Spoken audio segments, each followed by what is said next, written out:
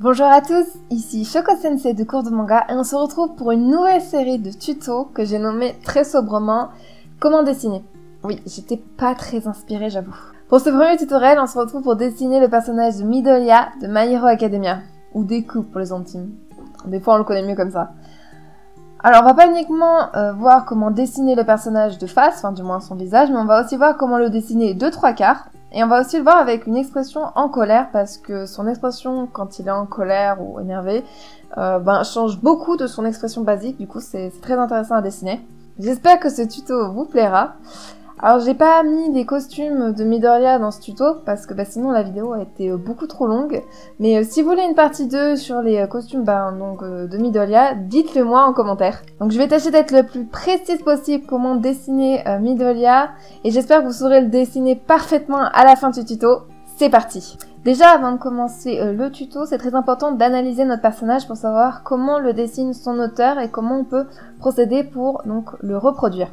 Donc déjà, ce qu'il faut savoir avec le visage de Midoriya, c'est qu'il a un visage vraiment très rond. Donc là, j'ai pris une image trouvée sur internet pour vous montrer. J'adore son expression, du coup j'ai pris celle-là. Comme on l'a dit, il a un visage vraiment, vous pouvez voir, vraiment très rond. Il y a très peu d'espace entre les yeux et le menton. Vraiment, c'est quelque chose de très rond. Donc il a la mâchoire aussi très large. Donc il a une mâchoire plus large, un visage plus enfantin que certains mangas, donc c'est important de le noter, c'est un détail, mais au moins on peut le voir. Il a de très grandes oreilles.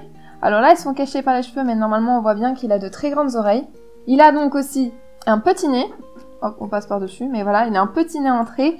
Les yeux, donc on a bien pu le voir, et je pense que vous le savez, mais il a les yeux très grands et en rond, avec donc les pupilles intérieures aussi assez petites comparées aux yeux et en ovale. On dirait qu'on lui a fait des lunettes, mais c'est pas le cas. Donc ses yeux aussi sont ronds et ils sont très grands, du coup ils occupent vraiment une grosse partie du visage. Et donc ses cheveux, bon il a une grosse touffe comme dans tous les mangas, mais il faut savoir qu'on estime que les yeux représentent à peu près le milieu du visage dans les mangas. Donc c'est ce qui signifie que le bas du visage a vraiment la même largeur, du moins la même hauteur que le haut. Mais là on peut voir que du coup il a beaucoup plus de cheveux, vraiment, et ses cheveux sont ondulés. Enfin, c'est des cheveux en épis, mais ils sont ondulés dans le sens où, en fait, il va avoir des courbes dans les cheveux, comme ça. On pourrait faire sinon des épis tout simplement droits, mais ses cheveux vont être ondulés. Aussi, c'est important de le noter. Du coup, c'est en ayant tous ces éléments-là qu'on va pouvoir établir comment on va le dessiner, et ne oublier aucun élément pour vraiment qu'on reconnaisse le personnage à fond, pas uniquement par exemple pour les yeux ou aussi, on a oublié de le dire, mais les petits points qu'il a sur les joues. Il y a encore plus de détails que ça dans les traits du personnage, donc du coup c'est important de vraiment tout noter pour pouvoir ensuite bien le reproduire. Donc maintenant que l'on a les caractéristiques de notre personnage, on va pouvoir donc adapter notre tracé et on va pouvoir dessiner directement Midoriya sur notre feuille. Allez, c'est parti. Déjà, pour ce faire, on va tracer un rond au milieu de notre page. Ça sera vraiment notre base de structure. Si vous suivez les cours sur Cours de Manga, vous savez comment on est fanat des ronds en début de dessin. Si vous débutez vraiment le dessin, vous pouvez prendre un compas, c'est pas obligé, mais l'important c'est d'avoir un rond. Évitez de faire trop ovale, etc. Et c'est vraiment d'avoir un rond assez uniforme. Si vous avez trop de mal, prenez un compas, effectivement, ça sera plus simple. On va placer notre ligne verticale bien au milieu de notre cercle. Et donc cette ligne verticale représente le milieu du visage, du coup c'est pour ça qu'on le fait au centre. Donc là normalement c'est le temps où on place nos lignes de repère. Donc notre première ligne de repère c'est les yeux. Elle se situe à peu près donc ici, hop, en bas du cercle. Premier tiers du cercle. Après, normalement, c'est là où on place la ligne du repère du nez, sauf que le nez de Midoriya est assez haut, vraiment, il est presque collé aux yeux, enfin vraiment, il est presque sur la ligne des yeux, du coup, ça nous servira uniquement pour l'angle que va faire la mâchoire, du coup, ici, à peu près, on essaie de faire assez proche, voilà, parce que comme il a un visage large et rond, il n'est pas très long son visage, du coup, c'est assez proche dans la ligne de repère. Et après, évidemment, il y a le menton. Vous voyez, on essaie vraiment... On est quelque part un peu à égale distance hein, dans tout ça. C'est là où tout ce qu'on a vu dans notre analyse nous sert, parce que sinon on aurait pu passer des lignes peut-être un peu trop éloignées ou autres, et du coup ça aurait fait un visage qui ne ressemblerait pas autant à Midoriya. Et donc maintenant c'est parti, on va tracer le visage, je mets un transparent pour que vous voyez bien le tracé, et on va même se rapprocher. Alors on commence au niveau de la ligne des yeux, et on va tracer à la ligne du nez, et on est vraiment penché. On a vraiment quelque chose de penché, on n'est pas du tout droit. Et là après on va effectuer un angle qui va aller directement jusqu'à la ligne, à l'intersection de la ligne verticale et celle du menton, ici, et on va faire un menton, voilà, on laisse de l'espace pour le menton, et on va faire la même chose de l'autre côté, puisque le visage est un miroir de face. Du coup, il suffit simplement de refaire la même chose. Donc voilà, c'est vraiment là où on voit que le visage est rond. On a vraiment un visage très large et avec donc du coup un angle assez léger au niveau d'ici. Vraiment, c'est un petit angle et un menton assez assez présent. Hein. On ne le termine pas en pointe, on le termine en courbe. Après, on va faire le cou. Donc il a un cou, tout dépend, des fois on va lui faire un visage très enfantin, du coup son cou va être très fin, mais en général son cou est vraiment à un tiers, là notre trait ici il est à peu près à un tiers, et là il y a 2 tiers à peu près, donc le cou aussi est large et devient un peu plus fin vers le bas. Alors la différence se voit pas énormément, hein, ne faites pas non plus quelque chose de très visible comme différence, sinon ça le fera pas. Et après je rajoute les débuts des épaules, hop, qui part vers le bas puisque le personnage est musclé. Maintenant on va faire donc la bouche. La bouche elle se situe à peu près au niveau donc entre le trait du nez, donc je dis du nez mais dans ce cas là c'est pas le nez, et le trait du menton, qu'elle se situe un peu entre les deux. Et là on va faire une bouche assez grande. Voilà, on fait une bouche assez grande et avec une petite coupure au milieu pour que ça fasse un peu plus naturel. On va placer le nez qui est donc à peu près à l'intersection entre du cercle et de notre ligne verticale, donc à peu près ici. Et donc pour Midoriya, je vais faire un gros ici, c'est hop comme ça, une espèce de petit triangle, enfin une petite pointe plutôt, pas un triangle du tout, plutôt une pointe, un petit sommet. Hop. Très petit, hein, on le fait vraiment très petit. Après, donc il y a les yeux de Midoriya. Alors, pour les yeux, on a placé notre trait des yeux, notre ligne de repère des yeux, et on va se situer du coup à l'intérieur de ça. Du coup, on va faire, moi je rajoute juste un calque, mais vous au brouillon du coup avec un crayon papier, évitez de trop appuyer. On va se placer des lignes horizontale pour se donner du coup un ordre d'idée. Bien qu'il a les yeux très grands du coup à peu près comme ça. Et c'est dans cette zone là qu'on va donc tracer les yeux. Donc les yeux de Midoriya, alors ce sont des yeux donc comme on a vu très ronds. Du coup on va commencer à faire un tour, vraiment un demi-cercle. Vous pouvez même comment faire un rond si vous le voulez. Si vous avez vraiment du mal à tracer les yeux, vous pouvez faire un rond et après vous découperez. Voilà, on fait un demi-cercle. Et après, on va terminer le cercle avec un trait beaucoup plus léger, toujours en rond. N'hésitez pas, si vous voyez, vous faites pas assez bien et tout, à vous corriger.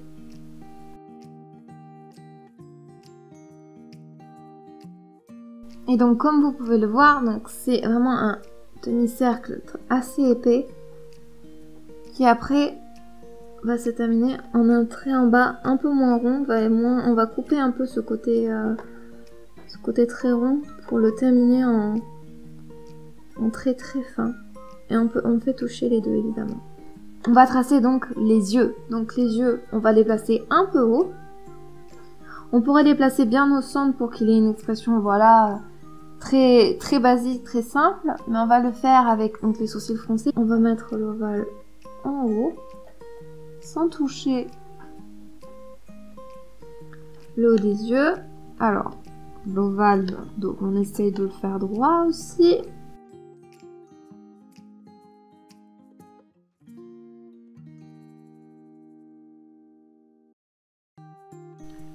Après notre ovale, du coup, on va le couper un petit peu. On va le couper ici sur le côté pour laisser rentrer le petit trait de lumière.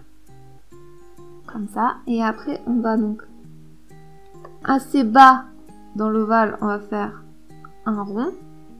Hop. Et après, on va combler sur les côtés en faisant un trait comme ça. Et après, on comble le haut. Et on fait exactement la même chose pour l'autre œil.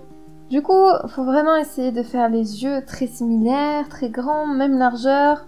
Donc, c'est assez délicat à faire. Surtout, moi, j'ai pas l'habitude aussi de faire des garçons avec des yeux aussi grands et des pupilles aussi petites à l'intérieur. Donc, c'est vraiment aussi très intéressant à dessiner. Du coup, maintenant, on va passer aux oreilles. Prendre nos traits de repère. Et donc, les oreilles, elles se situent au niveau des yeux, donc entre la ligne du nez et la ligne des yeux.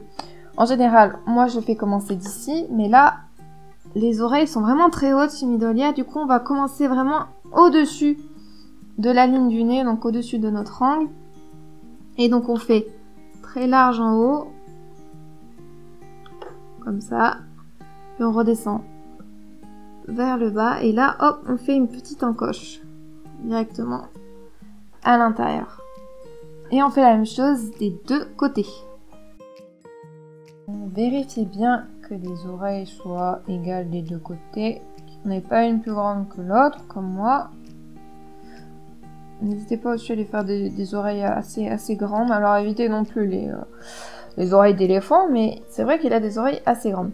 Donc on va faire l'intérieur de l'oreille. Ici on va faire une encoche qui suit l'oreille. Ici un petit angle, là des petits triangles qui sortent, comme ça, et après on va pouvoir colorer un petit peu à l'intérieur. Et on fait la même chose de l'autre côté. On ne peut pas oublier aussi les fameux 4 petits points sur chaque joue en forme de losange. Voilà, bien au-dessous des yeux. C'est vrai d'ailleurs, c'est intéressant que l'auteur ait rajouté des petits points comme ça sur les joues. Je sais pas trop si c'est des taches de rousseur ou des grains de beauté, je sais pas trop. Mais c'est vraiment intéressant parce que ça rajoute un petit côté mignon au personnage. Et donc là, on va commencer à dessiner les cheveux de Midoriya. Avant de placer les cheveux aussi, on peut placer les sourcils. Alors les sourcils, ils sont froncés, assez fins, et ils viennent se poser sur les yeux, sur le trait des yeux. Voilà, comme ça. Et après, maintenant, on va tracer donc les cheveux, comme je vous l'ai dit avant. Et donc, on va tracer le haut du front. Le haut du front, c'est le trait où on ne doit pas dépasser pour dessiner les cheveux du personnage. Après, dans notre cas, c'est un peu compliqué parce que Midoriya a des cheveux très épais et du coup qui tombent sur son front, du coup jamais on va voir le haut du front. Mais c'est important quand même de le poser, je pense, comme ça on dépasse pas cette ligne. Et du coup, le haut du front se situe à peu près au deuxième tiers du cercle. Et donc là, on va tracer du coup la grosse tignasse de Midoriya. Alors, pour la grosse tignasse de Midoriya, il faut comprendre le principe de épis bouclés. Nos épis, normalement, on les trace comme ça. Voilà, c'est une pointe, tout simplement. Et là, en fait, tous les cheveux de Midoriya ont effectué d'abord des courbes, comme ceci. Et on va varier les courbes en allant de droite à gauche, petites, plus longues, et toujours en courbe. Voilà, aucun des cheveux de Midoriya n'est droit. Tout est courbé. Ça, c'est très important de le remarquer. Et c'est ce qu'on va faire sur tout le tour du visage. On garde bien notre trait du haut du front. Et allez, du coup, on commence à faire, voilà, comme j'ai dit, des épis bouclés. Et donc, ils vont carrément aller près des cheveux. On va en faire un autre, regarde, de l'autre côté. Ouais, ils vont un peu dans tous les sens. J'ai même fait trop haut. On va vraiment essayer de baisser le haut du front. Vraiment, on va jamais aller au-delà de cette ligne pour tracer le haut des cheveux. Alors quand je dis le haut des cheveux, c'est-à-dire qu'on va pas voir du crâne, hein, parce qu'on peut tracer bien au-dessus, il n'y a pas de souci. C'est juste qu'on va jamais voir le haut du crâne.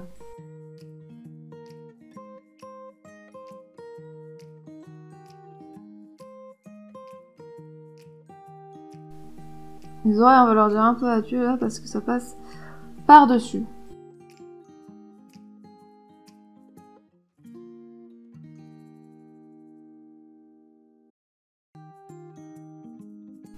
Après là, on va faire un peu dans le même sens une mèche. Et après, hop, on bouge dans l'autre sens. Ça, on va le faire tout le long. Là, on va faire le contraire, descendre vers le bas. Descendre vers le bas. Et vous voyez, toutes les mèches sont courbées. Alors pour l'instant, on passe sur les oreilles, on modifiera après. Et donc là, on a tracé notre frange et on va faire la même chose pour tout le long du visage. Tout autour du visage. Enfin, tout autour du cercle, plutôt. Donc on va vraiment essayer d'aller au-delà du cercle. Hein. Ne dessinez pas sur le cercle, on va aller au-delà, bien au-delà. On va vraiment commencer de très haut parce que vraiment, comme je l'ai dit, Midoriya a énormément de cheveux. Donc, ce que j'aime bien faire, moi, personnellement, quand je commence à arriver là, c'est que j'aime bien commencer par la racine pour ensuite descendre tout le long. Et voilà, on va vraiment faire des courbes comme ça et hop, on pointe.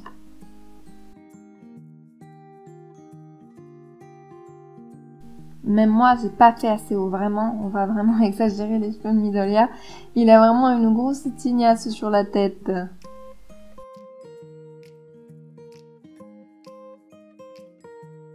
C'est là on va commencer aussi à faire un peu tomber les cheveux dans le côté. Pour l'instant, les cheveux rebeller un peu vers le haut. Et là, à partir d'un moment, on va les faire rebeller un peu plus vers le bas.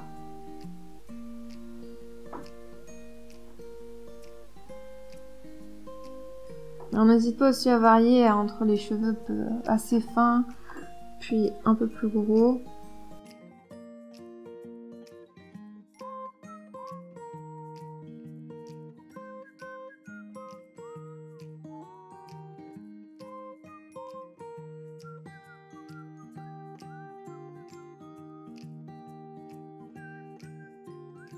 Alors les sourcils ne vont pas au-delà des cheveux. De toute façon les cheveux noirs à partir de là du coup ça se verra pas. Hop. On enlève. On va commencer à tracer les détails. À faire les finitions. Donc on peut déjà aussi enlever les traits qui sont trop.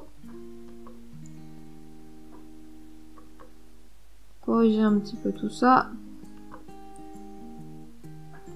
On peut mettre aussi de l'ombre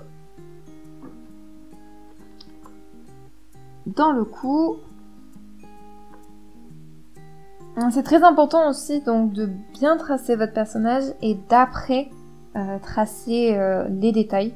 Parce que si vous tracez les détails avant et que vous faites une erreur, bah, vous serez bien embêté après. Du coup, vraiment, n'hésitez pas d'abord à bien tout faire, à bien tout vérifier que ce soit bon.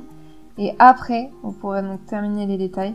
Par exemple, commencez pas à tracer les détails des cheveux si vous n'êtes pas sûr que vos cheveux soient assez volumineux ou autre, parce que sinon après vous serez embêté. On va tracer donc du coup maintenant l'ombre dans les cheveux de Midoriya. Donc il a les cheveux noirs vers le bas et donc éclairés vers le haut. Donc c'est un effet d'ombre. Et en fait on va essayer de faire la même chose que faire des épis bouclés, mais cette fois-ci dans les cheveux, par exemple. On va commencer par exemple d'un point, donc notre racine est à peu près ici, du coup, déjà on va faire voilà, des morceaux comme ça, de noir, à partir d'ici. Il faudra évidemment, pour l'instant, je fais juste les délimitations et après on fera donc le noir. Et après là, on va faire comme s'il y avait des épis ici.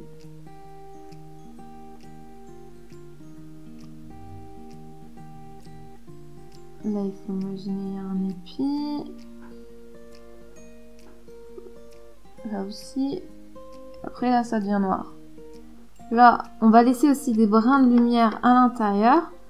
C'est important de les délimiter au début. Après, quand vous aurez l'habitude, vous n'aurez même plus besoin de les délimiter. Et après, on va essayer... Vous voyez aussi, ça suit un peu le contour des cheveux. Là, il y a une mèche, du coup, ça fait comme ça. Là, on va faire, du coup, un épi vers l'intérieur. Il y a une mèche aussi. On va aussi un peu faire comme ça. Des petits épis aussi pour donner un peu plus de texture aux cheveux. Ici, il y a une autre.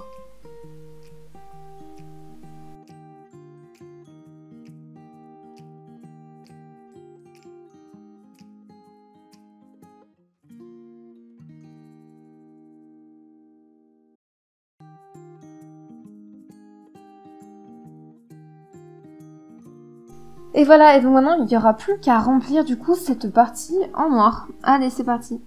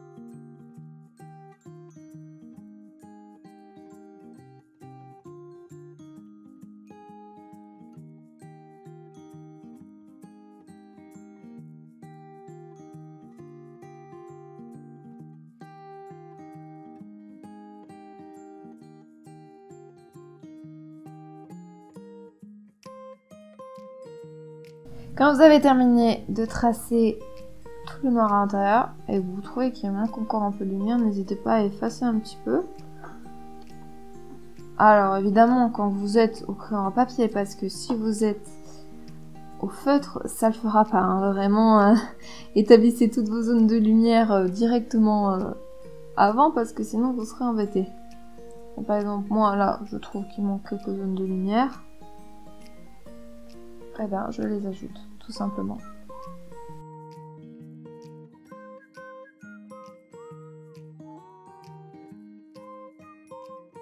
Et donc voilà, on a notre Midoriya de face pour ce premier dessin.